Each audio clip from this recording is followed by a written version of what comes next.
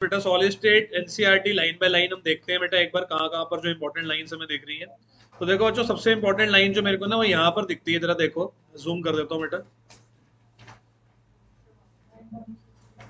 ठीक है, एक इंपॉर्टेंट लाइन ना बच्चों मेरे को यहाँ पर दिखती है कि liquids and gases are fluid because their ability to flow, the molecules are free to move about. ठीक है, तो ये एक छोटा सा डिफरेंस है लिक्विड स्टेट का और जो जैसे चैप्टर का इंट्रोडक्शन, जो पहली लाइन जो आप एक बार देख सकते हो। देखो यहाँ पर ये बात मेरे को अच्छी लगी है कि on the contrary the particles in solid have fix position and can oscillate about their mean position. मतलब समझ में आ रहा है इजीली। अब साइंस का बच्चा तो समझता ही है कि गैस के पार्टिकल लिक्विड का भागते रहते हैं, जो सॉलिड का पार्टिकल है अपनी जगह पर ही मूव कर सकता है। ठीक है, कुछ खास ऐसा कहने के ऊपर बच्चों इस वाले लाइन में नहीं है। तो just a 1 second hold for if you want to just mark these lines. So this is the first page, nothing really important, just the introduction part. So moving towards the second page now. Second page में बच्चों ये जो points दे रखे हैं कि solid मतलब ये वाले पॉइंट्स एक बार गो थ्रू, सिर्फ एक बार गो थ्रू करने के लिए कि हाँ भी ये जो ऐसे पॉइंट्स है कि जो 9th क्लास का बच्चा भी बता देगा। तो इसमें कुछ भी ऐसा नहीं है they are incompressible and rigid. तो यहाँ तक का तो चैप्टर, यहाँ से चैप्टर शुरू होता है, सबको पता है। फर्स्ट चैप्टर सबको पता है कि सबसे इंपॉर्टेंट टॉपिक होता है क्रिस्टलाइन और एमॉर्फस का डिफरेंस। ठीक है ना, तो क्रिस्टलाइन और एमॉर्फस का जो डिफरेंस है कई बार आप लोगों ने कर रखा है, बहुत अच्छे से कर रखा है। फिर भी एक बार देखो बच्चों यहाँ पर क्लियर है डायग्राम के थ्रू कि ऐसा भी क्वेश्चन एग्जाम में आ सकता है कि डायग्राम बना हुआ और आज आपसे पूछ लें कि ये कौन सा है, इनमें ए फिगर किस कौन से सॉलिड की बात हो रही है, बी में ये है सामने सामने बेटा क्रिस्टलाइन सॉलिड पार्टिकल्स अरेंज्ड है बिल्कुल लॉन्ग रेंज ऑर्डर में, प्रॉपर अरेंज्ड है। यहाँ पर आप देख रहे हो बीच बीच में ऑर्डर टूटता है, बनता है, शॉर्ट रेंज ऑर्डर है। और एक जो बात थी ना, देखो आपने जो है एक बच्चे ने क्वेश्चन ही पूछा था अभी रिसेंटली कि ए है क्वार्ट्स और बी क्या है, ये पूछा जा सकता है ना कि इनमें से कौन सा क्वार्ट्ज है और कौन सा क्वार्ट्ज ग्लास है। तो क्रिस्टलाइन सॉलिड दोनों का ना एक्चुअली फॉर्मूला वही है, फॉर्मूला जो है ना दोनों का SiO2 ही होता है। लेकिन ये जो है ना वो एमॉर्फस बन गया है। और कब कोई चीज जो है बच्चों एमॉर्फस बनती है और कब कोई चीज बनती है क्रिस्टलाइन, वो भी इसके अंदर अभी हम जो है वो डिस्कस कर लेते हैं। ठीक है, तो देखो अब यहाँ जैसे यहाँ से लाइंस अगर पढ़ना शुरू करें तो ये वाली लाइन मेरे को अच्छी लग रही है कि शॉर्ट रेंज ऑर्डर होता है बेटा किसमें, क्रिस्टलाइन सॉलिड के अंदर। क्योंकि एमॉर्फस की जो फुल फॉर्म है ना वो है ही यही, देखो आप एमॉर्फस की जो फुल फॉर्म है वो यही है कि एमॉर्फस मतलब नो फॉर्म, जिसकी कोई पर्टिकुलर फॉर्म ही नहीं होती, वो सॉलिड कौन सा होता है बेटा, एमॉर्फस शॉर्ट रेंज ऑर्डर। ठीक है, तो ठीक है, और देखो क्या लिखा हुआ है, शॉर्ट रेंज ऑर्डर का मतलब है a regular periodically repeating pattern is observed over A short distance only. जैसे कि यहाँ पर आप देख रहे थे कि छोटा छोटा ऑर्डर बनता है लेकिन वो टूट जाता है। इसको समझने के लिए बच्चों को मैं बेस्ट एग्जांपल देता हूँ, हमेशा के स्कूल के ग्राउंड में जब असेंबली हो रही है तो वो बन जाता है क्रिस्टलाइन सॉलिड, और जब रिसेस पीरियड में बच्चे छोटे छोटे ग्रुप बना के खड़े हुए हैं तो वो बन जाता है क्या, एमॉर्फस। ऐसे दिमाग में रखो, स्कूल के प्ले ग्राउंड में जब असेंबली हो रही है बच्चे लाइन में खड़े हैं तो क्रिस्टलाइन सॉलिड हो गया। स्कूल के प्ले ग्राउंड में जब रिसेस पीरियड चल रहा है बच्चे छोटे छोटे ग्रुप बना के घूम रहे हैं तो वो क्या है, एमॉर्फस सॉलिड हो गया। ऐसे याद रखोगे तो हर एक बात आपके दिमाग में रख लो। क्या लिखा हुआ है, such portions are scattered in between and the arrangement is disordered। बच्चे थोड़ा पीछे हो जाता, disordered arrangement is disordered। ठीक है ना, तो देखो क्या हुआ है, क्वार्ट्ज हो गया बच्चे क्रिस्टलाइन, और ग्लास जो हो गया वो क्या हो गया, एमॉर्फस हो गया। बेसिकली ये ग्लास की ही बात कर रहे हैं। ठीक है ना, नॉर्मल ग्लास की ही बात कर रहे हैं। और एमॉर्फस में क्या होता है, एमॉर्फस में there is no long range order. ठीक है, देखो क्या लिखा हुआ है, कितना अच्छी बात यहाँ पर एक लाइन मेरे को मिली है इस वाले पैराग्राफ के अंदर। देखो जो पैराग्राफ इंपॉर्टेंट है ना उनको तो ढंग से पढ़ना ही पड़ेगा। कहते हैं कि the structure of amorphous solid is similar to that of liquid. मतलब एमॉर्फ, मैं बता चुका हूँ ये सब बातें, आपको पता भी है कि एमॉर्फस सॉलिड की जो चीजें हैं ना वो कैसी हैं, लिक्विड जैसी हैं। वो एक्चुअली वो सच्चा सॉलिड है ही नहीं, इसको बोलते हैं सूडो सॉलिड। ठीक है, glass rubber plastic best examples होते हैं बच्चे। ग्लास रबर प्लास्टिक जो सबसे डेलिकेट चीजें होती हैं। आज अगर मैं ऊपर से नीचे कुछ गिरा दूं तो ग्लास की चीजें टूटेंगी, प्लास्टिक की टूटेंगी, और रबर की चीजें जो है वो टूटती तो नहीं, लेकिन वो थोड़ा सा आप कह सकते हो कि इनमें से टूट आ जाता है, जैसे एक डिटोरेशन शुरू हो जाता है। जैसे बार बार रबर गिरता है तो उसमें भी डिटोरेशन शुरू हो जाता है। ठीक है ना। तो ग्लास, प्लास्टिक, रबर जो बेस्ट एग्जांपल है कौन से सॉलिड के बेटा, एमोर्फस सॉलिड के। तो अभी हमने देखा कि एमोर्फस सॉलिड में शॉर्ट रेंज ऑर्डर होते हैं, और जो है वो क्रिस्टलाइन के अंदर क्या होते हैं बेटा, लॉन्ग रेंज ऑर्डर होते हैं। क्रिस्टलाइन सॉलिड्स का शार्प मेल्टिंग पॉइंट है। एमोर्फस सॉलिड धीरे धीरे धीरे जो है ना वो क्या करता है, मेल्ट होता है और उसको अलग अलग शेप में ढाल सकते हैं। इसलिए रबर की, प्लास्टिक की, इतनी सारी चीजें हम देखते हैं। बल्कि एमोर्फस हमारी दुनिया में ज्यादा यूजफुल है, ठीक है ना। ऑन हीटिंग दे बिकम, ये वाली लाइन मेरे को आपको समझानी थी, they become crystalline at some temperature. On heating they become crystalline at some temperature, ठीक है। सम, उसके बाद तो ये बात आ गई कि जो एमोर जो आ गए ना बेटे कि एमोर्फस सॉलिड जो है ना एक टेम्परेचर के बाद धीरे धीरे क्या बनने लग जाते हैं, क्रिस्टलाइन बनने लग जाते हैं, और ऐसा कोई टेम्परेचर का नाम नहीं दिया होगा। Some glass objects from ancient civilization becomes milky in appearance because of some, बहुत इंपॉर्टेंट है ये, assertion में पक्का आएगा assertion, assertion glass objects, अरे बीच में बातें नहीं फिर मैं परेशान हो जाता हूँ यार। Some glass objects from ancient civilization are found to become milky, ये assertion है, रीजन क्या है, because of some crystallization, पक्का पक्का एग्जाम में आएगा। amorphous solids have a tendency to flow, बार बार एक ही बात की तरफ इशारा हो रहा है कि amorphous solid जो होते हैं ना वो लिक्विड जैसे हैं, उनमें लिक्विड की प्रॉपर्टीज है, लिक्विड की तरह फ्लो कर सकते हैं। और कौन से amorphous के बेस्ट एग्जांपल है, प्लास्टिक, ग्लास और रबर, कच्चे सॉलिड लेकिन वो होते हैं हमारे लिए ज्यादा यूजफुल, और एक टेम्परेचर के बाद वो क्रिस्टलाइन जैसे भी बन जाते हैं। और एमोर्फस सॉलिड्स को सूडो सॉलिड यानी कि नकली सॉलिड भी बोलते हैं, और सुपर कूल्ड लिक्विड भी बोलते हैं। एग्जाम में क्वेश्चन कैसे आएगा, रबर क्या है, रबर क्या है, amorphous solid, super cooled liquid, pseudo solid, या ऑल ऑफ दीस, बन जाएगा। कितना अच्छा क्वेश्चन, रबर या फिर प्लास्टिक क्या है, जो है वो pseudo solid, super cooled liquid और एमोर्फस, तो बोलते हैं कि ठीक सब कुछ ही है, नहीं ठीक है। ठीक है, उसके बाद बच्चों एक बात और मेरे को यहाँ पर अच्छी दिख रही है, कहते हैं कि जो ग्लास के जो ये विंडोज होते, विंडोज के जो ग्लास पेन्स होते हैं, doors of old building are,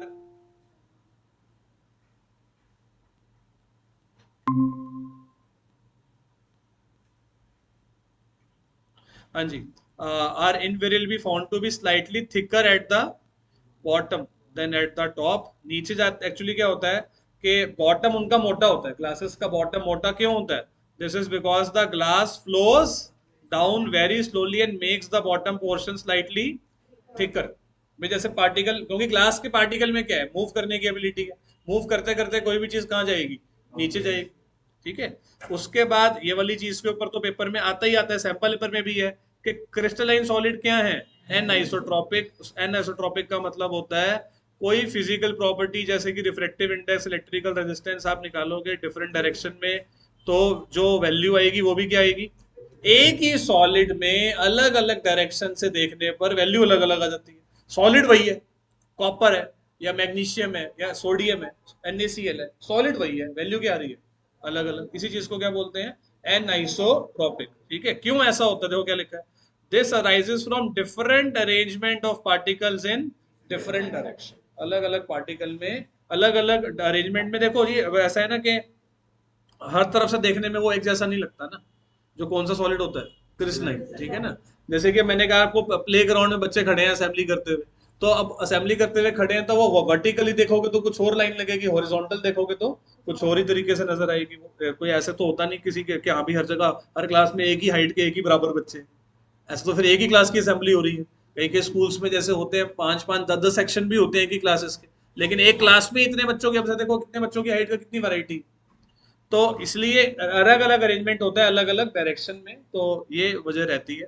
अच्छा, और उसके बाद आगे इन्होंने बोला है कि जो एमोर्फस सॉलिड्स है बेटे वो क्या है, isotropic, this is because there is no long range order in them and arrangement is irregular along all the direction. किसी किसी एनसीईआरटी में थोड़ा डिफरेंट भी हो सकता है, क्योंकि जो लेटेस्ट एनसीईआरटी आई है ना उसमें थोड़ा सा जो है वो चेंज है मैंने देखा, लेकिन ये अच्छा है लिखा हुआ सारा। ये डिफरेंसेस हैं जो मैंने सारी बातें बोली ना, वो इन डिफरेंसेस के अंदर आ गई हैं, सारी क्लियर हो गई है बेटे।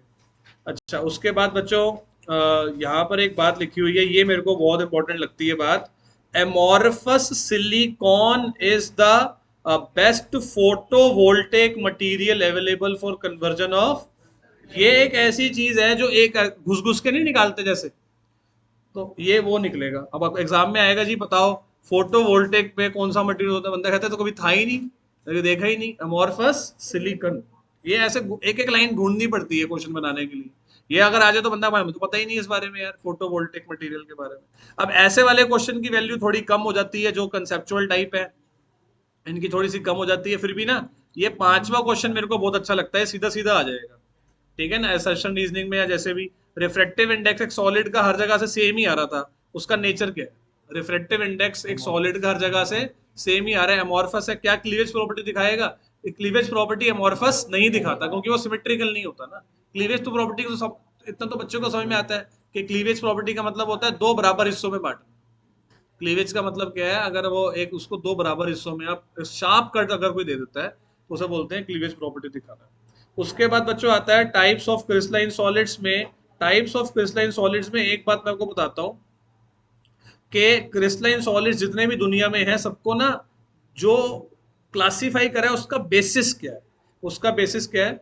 Intermolecular forces. क्या बेसिस है? इंटरमोलिकुलर फोर्सेस पर उनको क्लासिफाई किया हुआ है। देखो अमॉर्फस सॉलिड और क्रिस्टलाइन दो ब्रॉडर कैटेगरी हो गई। अमॉर्फस होते हैं कच्चे कच्चे सॉलिड, और क्रिस्टलाइन होते हैं जो मेन सॉलिड है जिनके फॉर्मूले हमें पता है ढंग से। वो होते हैं कौन से solid? Crystalline solid. Copper, magnesium, zinc, ये सब किस में आएंगे? जो प्रॉपर सॉलिड्स हैं वो सब किस में आएंगे? क्रिस्टलाइन में आएंगे, ठीक है ना। इनको तीन कैटेगरीज में बांट, चार कैटेगरीज में बांटा है, किस बेसिस के ऊपर? इंटरमोलिकुलर फोर्सेस, ठीक है। इंटरमोलिकुलर फोर्सेस हमारा इसको ना, जैसे कि यहाँ पर मॉलिक्यूलर सॉलिड्स की अगर बात करूंगा, अब देखो सबसे पहले मॉलिक्यूलर सॉलिड्स में कौन से फोर्सेस होते हैं ये एग्जाम में आएगा ना। कौन से होते हैं? वीक डिस्पर्जन फोर्सेस या लंदन फोर्सेस। किस में होते हैं बेटा ये? नॉन पोलर का मतलब होता है जिनके अंदर ना सेम एटम्स होते हैं। देखो क्या लिखा हुआ है, H2Cl2I2। एग्जाम में क्वेश्चन क्वेश्चन कैसे आ जाएगा? आपको चार मॉलिक्यूल दे देंगे और आपको बोलेंगे बताओ जी कौन सा नॉन पोलर है, जिनमें सेम एटम होते हैं या जिनकी डाइपोल मोमेंट क्या होती है? जीरो। वो किस में आते हैं? नॉन पोलर में आते हैं। यहाँ पर ना नॉन पोलर में ना मैं एक दो ऐड भी करूंगा। जैसे नॉन पोलर में ना एक दो ऐड करेंगे, कार्बन डाइऑक्साइड, CCl4, BF3, ये सब नॉन पोलर के एग्जाम्पल है। क्यों? क्योंकि इनकी डाइपोल मूवमेंट क्या होती है बेटा? जीरो। इनकी डाइ मतलब नॉन पोलर वो चीज होती है जिसकी डाइपोल मूवमेंट क्या होती है? जीरो होती है। बाकी ये नॉन कंडक्टर ऑफ इलेक्ट्रिसिटी होते हैं, इसमें ऐसा कुछ और नया नहीं था। कि जो समझने वाली बात है वो ये है। और देखो हालांकि देखो बात समझने की यहाँ पर क्या है, आर्गन कोई सॉलिड है, हीलियम कोई सॉलिड है, लेकिन उसको यहाँ पर क्यों रखा है? मतलब वो कहना चाहते हैं कि नोबल गैसेस को भी हम नॉन पोलर मानते हैं, नोबल गैसेस को भी हम नॉन पोलर मानते हैं, ठीक है। अच्छा उसके बाद आगे देखो क्या बात लिखी है, कहते हैं कि मैंने सारी बातें लिखी हैं, कहते हैं ये लिक्विड और गैसेस ही होते हैं किसमें? रूम टेम्परेचर और प्रेशर। फिर देखा जाए तो जब नॉन सॉलिड है ही नहीं, फिर क्यों उसको जबरदस्ती यहाँ पे लेकर आए? एक्चुअली वो जो टॉपिक है ना वो इंटरमोलिकुलर फोर्सेज है। ये मतलब थोड़ा सा ब्रॉडर अगर वे में जाएंगे ना तो ये इंटरमोलिकुलर फोर्सेस की के अंदर हम कैसे डिफरेंट डिफरेंट सब्सटेंसेस को क्लासिफाई कर सकते हैं, वो है। जब है ही नहीं, ये खुद ही कह रहे हैं कि ऐसा सॉलिड ढूंढना ही मुश्किल हो जाएगा। कैसा सॉलिड? Non polar. बड़ी मुश्किल से एक मेरे को मिला है, कौन सा? आयोडीन। आयोडीन क्या है? एक सॉलिड है, बड़ी मुश्किल से मुझे मिला ये, ठीक है। उसके बाद बच्चों बात करते हैं पोलर की। पोलर में डिफरेंट एटम्स होते हैं, एक बात तो ये हो गई।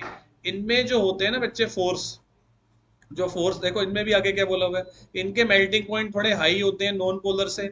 और उसके बाद ये भी ये लिखा हुआ है कि यहाँ पर भी मॉलिक्यूल जो होते हैं ना बेटा, मॉलिक्यूल होते ही जनरली क्या है? गैसेस और लिक्विड्स। आपको सॉलिड ढूंढने में मुश्किल आएगी। HCl का एग्जांपल दिया, गैस है, HCl गैस है, लिक्विड तो होता है। SO2 भी गैस है। कहते हैं solid SO2 and solid ammonia are some examples. Solid ammonia, solid carbon dioxide, sorry solid SO2। Hydrogen bonded, अब जिसको हाइड्रोजन बॉन्डेड नहीं पता उसने ऑर्गेनिक पी ब्लॉक में क्या करा? हाइड्रोजन बॉन्डिंग बनाने की एबिलिटी सिर्फ तीन एटम को मिली है, किसको? फ्लोरीन, ऑक्सीजन और नाइट्रोजन को। अगेन ये सारे क्या है? Non conductor. आगे ना अगले पेज पर एक टेबल भी दे रखा है जो सारी बातों को समराइज कर देगा, एक लंबा टेबल।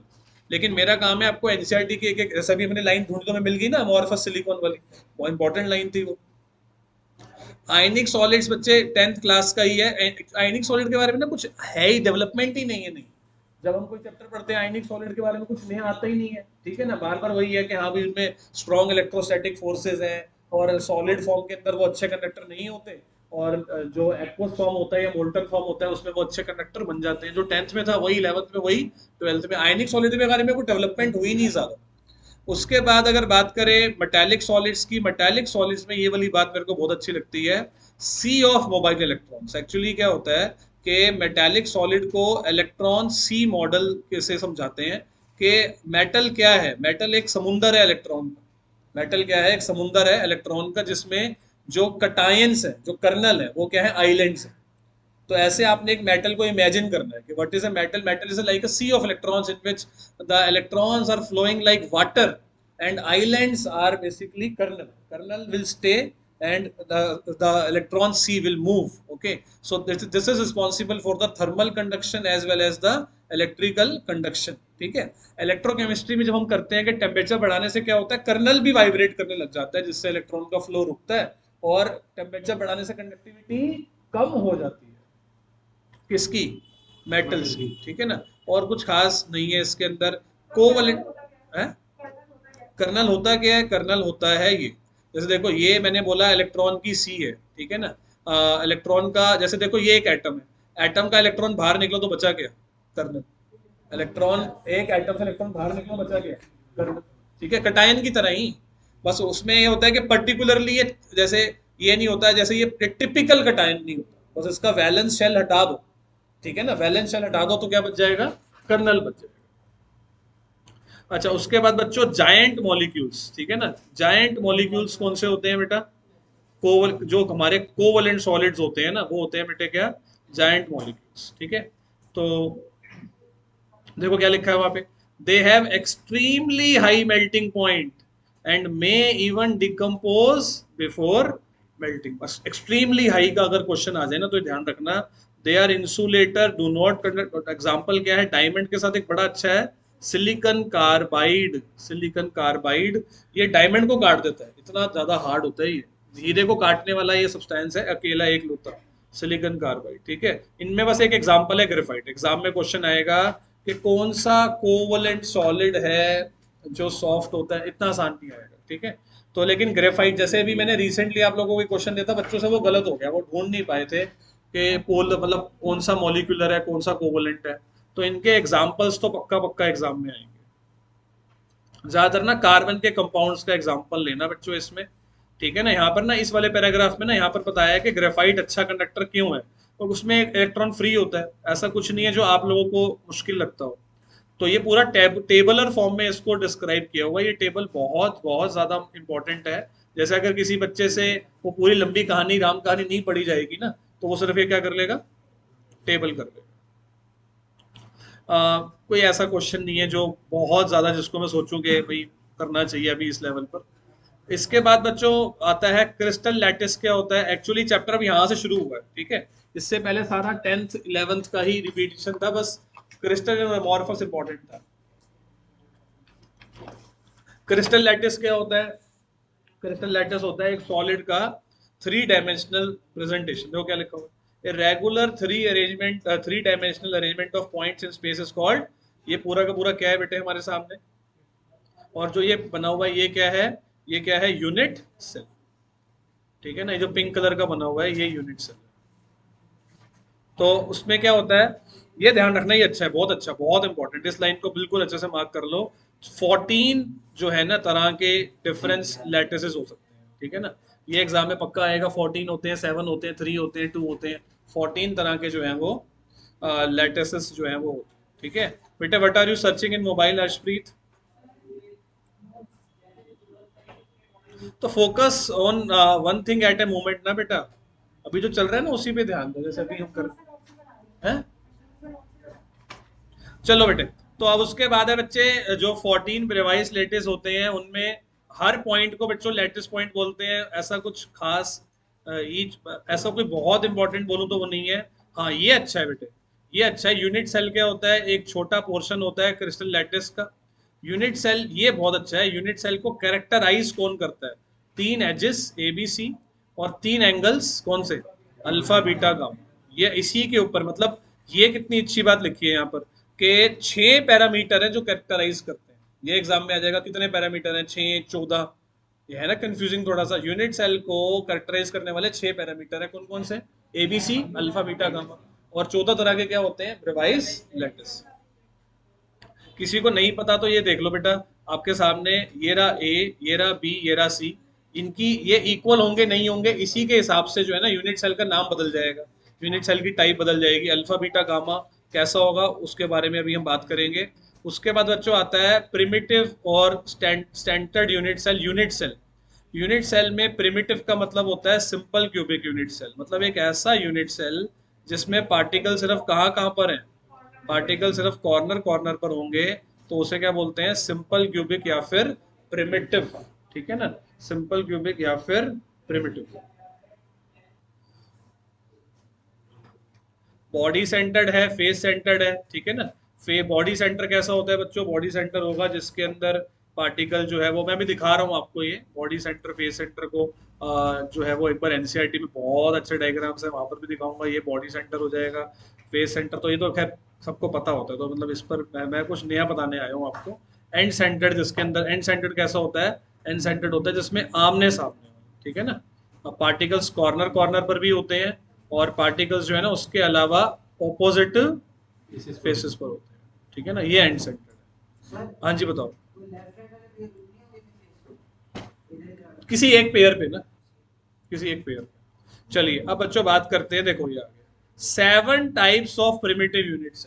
ये सारे नंबर्स याद रखना। 14 लैटिसेस, 6 पैरामीटर्स, और 7 प्रिमिटिव टाइप के क्या, ये लिख लो। कुछ भी नहीं लिखा ना तूने, ये लिख लो, ठीक है ना। ये सब लिख लो बच्चों अपने पास, जिन्होंने कुछ भी नहीं लिखा ना वो लिख लो भाई। ये 14 लैटिस, और बताओ 6 पैरामीटर्स, और 7 प्रिमिटिव यूनिट्स।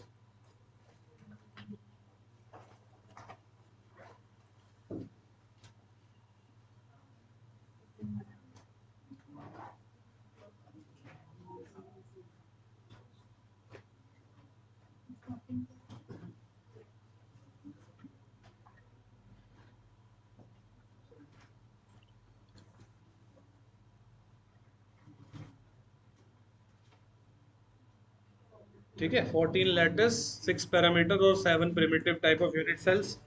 क्यूबिक में बच्चों आप क्लियरली देख रहे हो अल्फा, बीटा, गामा 90, और उनके जो एंगल्स हैं वो एंगल्स जो हैं वो 90 और एजेस बराबर। इसको टेबुलर में देखो यहाँ पर। सबसे पहले क्यूबिक, क्यूबिक में a equal to b equal to c, alpha, beta, gamma equal to 90।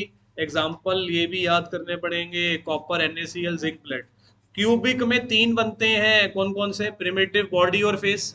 जब जब मैं पढ़ाता था ना तो कई बच्चे आप एंड सेंटर नहीं कराते हो, अरे भाई क्यूबिक में नहीं होता ना वो। जब मैं कहता था कि हाँ भाई न्यूमेरिकल करो, तो मैं बार बार कहता था क्यूब 3 तरह के लो, एंड सेंटर्ड भी होता है, क्यूबिक में नहीं होता ना वो। टेट्रागोनल, टेट्रागोनल में क्या होता है? A equal to b but b is not equal to c, ठीक है। तो इसको ना याद रखने के लिए जैसे ना हमने जो है वो एक इसके अंदर ना एक गाना भी बन जाता है, सीटोर HMT करके गाना बनता है। आर को ऊपर कर देना बस इसको, ठीक है ना। हाँ ऐसे ही करेंगे, देखो कैसे करेंगे, देखो सीटोर। अब सीटोर को अगर तुमने सीटोर HMT, आपको पता है HMT नाम का एक घड़ी का ब्रांड आता था पहले, ठीक है ना। तो सीटोर की जगह हम चोर कर लेते हैं, चोर HMT। जैसे HMT कंपनी बंद हो गया, मैं चोर थी HMT कंपनी बंद हो गई, ठीक है ना। तो याद रख लिया सीटोर HMT। अभी आप बोलो सर ये क्या चीज है? C for cubic, T for tetragonal, O for orthorhombic, R for rhombohedral. ये सीटोर हो गया। HMT के अंदर कौन कौन सा आ रहा है देखो जरा। HMT के अंदर आ गया कौन कौन सा? मोनोक्लिनिक और हेक्सागोनल, जो मैंने छोड़ दिया था। हेक्सागोनल, मोनोक्लिनिक और ट्राइक्लिनिक। दोबारा लिखते हैं आज। सीटोर HMT। सीटोर HMT की फुल फॉर्म क्या है बेटा? सीटोर HMT की फुल फॉर्म है cubic, tetragonal, orthorhombic, rhombohedral, hexagonal, monoclinic और ट्राइक्लिनिक। सीटोर HMT ऐसे याद रख लेंगे, ठीक है ना। उसमें अब जैसे ना देखो मैंने क्यों ऐसा करा, मैंने जरा देखना जरा, मैंने ऐसे करा ही क्यों? सीटोर HMT मैंने क्यों बनाया, और एक बार ना इसको उस पर भी लिख देंगे, बोर्ड पर भी लिख देंगे। तो सीट मैंने इसलिए ऐसा करा, देखो क्योंकि ना पहले एक बार हम केस लेते हैं, देखो इधर आओ जरा। चलो इसको ना यही कर लेते हैं। ठीक है, ये जो हम कर रहे हैं ना, ये हम कर रहे हैं 7 तरह के जो लैटिस है ना, उन्हीं को हम पढ़ रहे हैं, 7 तरह के यूनिट सेल्स। ठीक है ना, 7 तरह के unit cells based on parameters, alpha beta gamma a b c. सबसे पहले हमारा फेवरेट कौन सा है बेटा?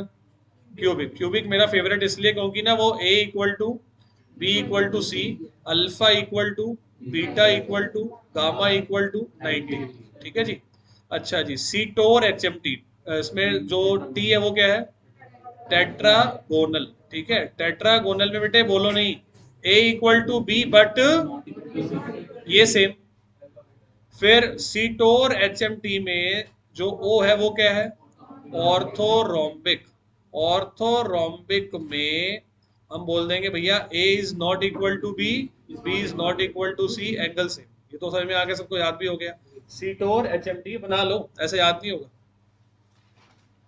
जिसको याद है वो ठीक है, अच्छी बात है, अगर आपने पहले कर रखा है तो।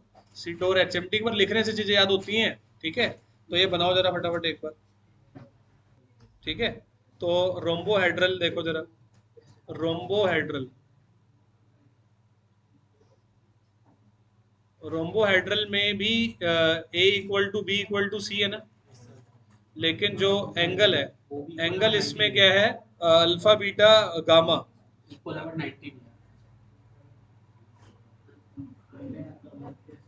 ठीक है ना, alpha equal to beta equal to gamma, but क्या है वो? क्या कह रहे? ठीक है। अच्छा, सीटोर तो हो गया हमारा, 4 चौका तो मार दिया हमने। ठीक है ना, अब हमें 3 रन और बनाने हैं। तो 3 रन और बनाने के लिए हमें क्या करना पड़ेगा? एच एम टी में कौन आता है?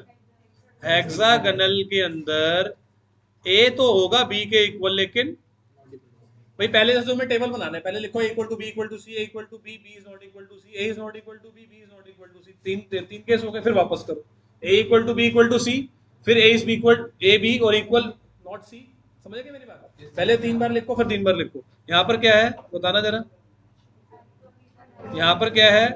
जो हेक्सागोनल है, अल्फा बीटा 90 गामा 120। ये थोड़ी सी मुश्किल होगी बस।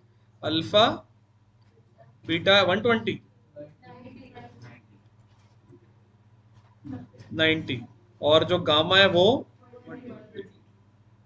करना पड़ेगा अच्छे से, कोई बात नहीं। सीटोर एच एम टी, एम मतलब क्या होता है? मोनोक्लिनिक। मोनोक्लिनिक में I am very much sure कि इसमें फिर ये होगा, a is not equal to b, b is not equal to c होगा फिर इसमें, है ना भाई? और एंगल्स में बताओ, एंगल्स में, एंगल्स में अल्फा गामा 90 बीटा नॉट 90। और ट्राई क्लिनिक जो होता है ना, सबसे अनसिमेट्रिकल होता है। मतलब आपसे कोई पूछ ले कि सबसे अनसिमेट्रिकल मतलब जिसमें कुछ भी इक्वल नहीं है, जिसमें कुछ भी इक्वल नहीं है, वो कौन सा है? मतलब क्यूबिक का उल्टा है एक तरह से ये। क्यूबिक कितना शरीफ था, a equal to b equal to c, alpha beta gamma 90। Triclinic उतना ही बदमाश है, ना उसकी कोई एज इक्वल है, ना ही उसका कोई एंगल इक्वल है। तो क्यूबिक का उल्टा मानता हूं मैं किसको? किसको? ट्राई क्लिनिक को। ठीक है ना, हो गया बच्चों सबको याद? अब थोड़ा मतलब ये लास्ट मोमेंट में ही करने वाली चीज है, सीट और एच एम टी। ठीक है ना, चोर एच एम टी, ऐसे याद कर लेना। और अब हो जाएगा, एग्जाम्पल हम कर लेंगे। यही थोड़ी सी एक टिपिकल चीज थी, थोड़ी सी मुश्किल चीज थी। अब देखो, ये इन्होंने बना रखे हैं सारे 14 टाइप के। एक बार देखो, जो यहाँ पर दोबारा से इस टेबल को एनालाइज कर लेते हैं बच्चों एक बारी। जो जिसमें सबसे सारे बनते हैं ना, सारे, वो कौन सा है बेटा? ये भी बात समझने वाली है। ठीक है ना, ऐसे एग्जाम में आ सकता है, ये बहुत अंदर अंदर की बातें हैं कि एग्जाम में ऐसे आ जाएगा कि ऐसा वाला केस बताओ जिसमें सारे पॉसिबल केस है।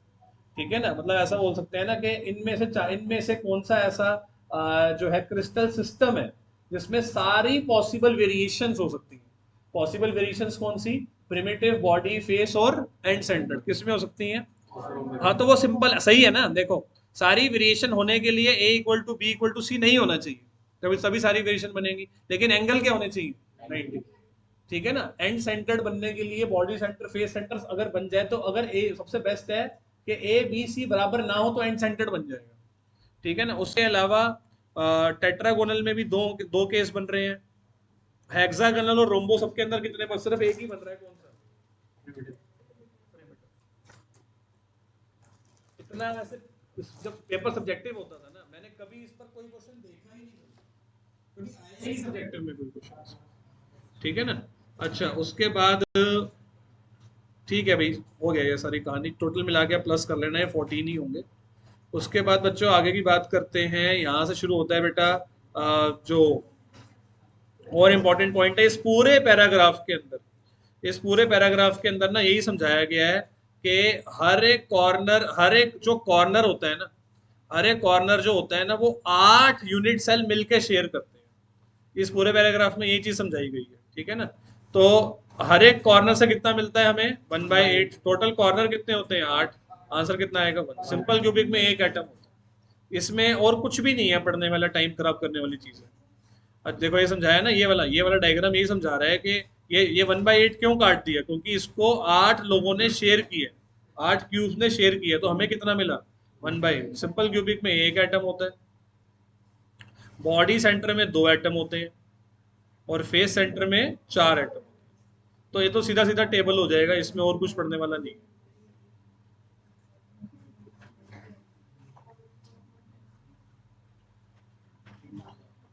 ये वाला क्वेश्चन है, ये वाला, जैसे देखो ये वाला अच्छा है, पैरामीटर्स जो करते हैं अल्फा बीटा गामा वाले, ये डिस्टिंग्विश करें हेक्सागोनल और मोनोक्लिनिक में क्या फर्क है। मोनोक्लिनिक में a is not equal to b, b is not equal to c. Hexagonal के अंदर ए तो है बी के इक्वल, लेकिन बी और सी इक्वल नहीं है। एंगल्स